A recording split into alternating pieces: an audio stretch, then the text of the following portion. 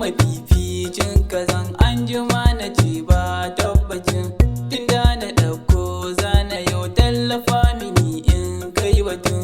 gurin rasulillahi wanda ba kai kamatan karsa ba.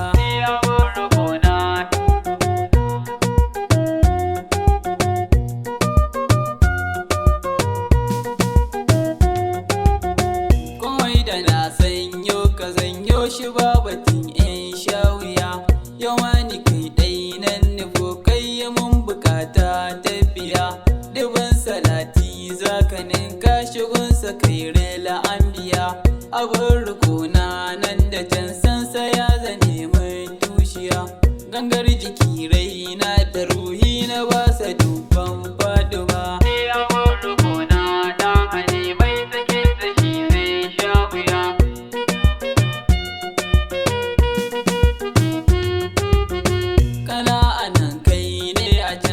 Kadai kake wannan isa rabani shine yan nufa kai kashi hudu arna kakar har yau da karshen duniya duk mai ja da kai shine akar wuyar da zai sharan kiyama ta zarce yanka da wukar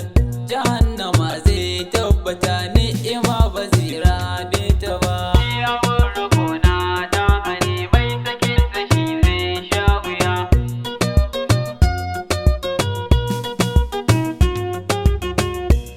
Sahabbai har da aliyin gidansa ba zan bar su ba, sun ba da rai har ma jiki duk akan sa manzo shugaba, don haka ni ba zan yabo kuma cikin sani ban sa su ba. Maso uwa in dai da gaske yake baya bari yarta ba, na so ku ni wallahi me kin ku babu shi ba ci gaba.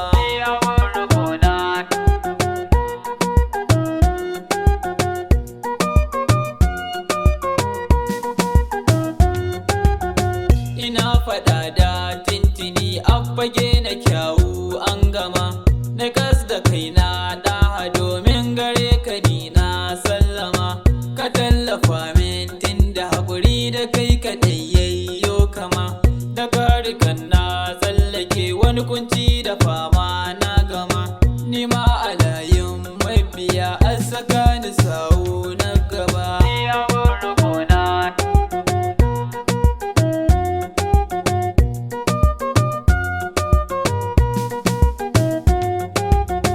Hasken da ke kore dukannin duhu ce haskensa ne, wajen amana shi aminin layi akan sunansa ne, duk wanda aka bawa isa har ya isa to bayansa ne, Ubangiji ya basa baiwar da ba kamar ta haka ne,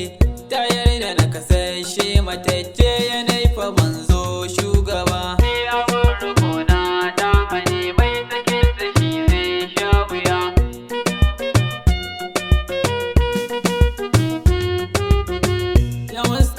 Na so ka mekin kana tsanai ba na tashi, me san ka zance har gare za na so mu gana ni da shi, domin yaban ka shi kasawa jiki yake yin karsashi, ruwa na kausar za a banna taho makoshi da kishi, bana kula balle na gano wani kani ban san shi ba.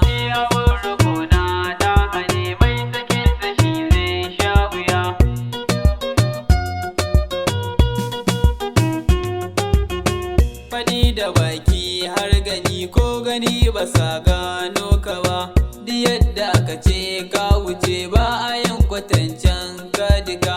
baran cire ka tun da san ka a zuciyata na saka, albarkacin sa shi muke ci da ni da kowa mu duka,